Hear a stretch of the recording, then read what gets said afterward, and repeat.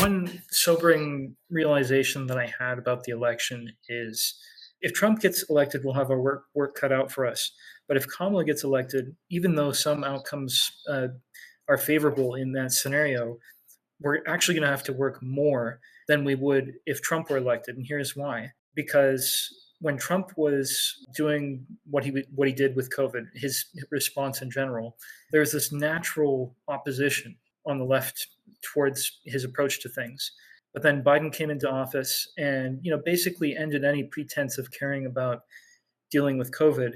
And you had a whole large segment of the liberal voting base that said, okay, and just sort of went along with it and, completely abandoned the idea that COVID was something to be stopped. And so, well, it killed the resistance. It killed the resistance right. to bad government policy. And the problem is that the people who were the resistance to bad government policy under Trump were not actually resistance to bad government policy.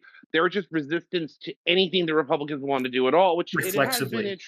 Yeah, I don't want to say that is necessarily the wrong move. That is good to do. I mean that it was only that because as soon as the Democrats were in office making the exact same plays, it was suddenly okay. Yeah, and worse, right. But it was suddenly okay. Because keep in mind, Biden was demasking people 4 months after coming into office with a vaccine that we knew did not protect people's brains. We knew that at the time, and they lied to everyone so that they would take off their mask and expose themselves to COVID. Like, there is no greater evil.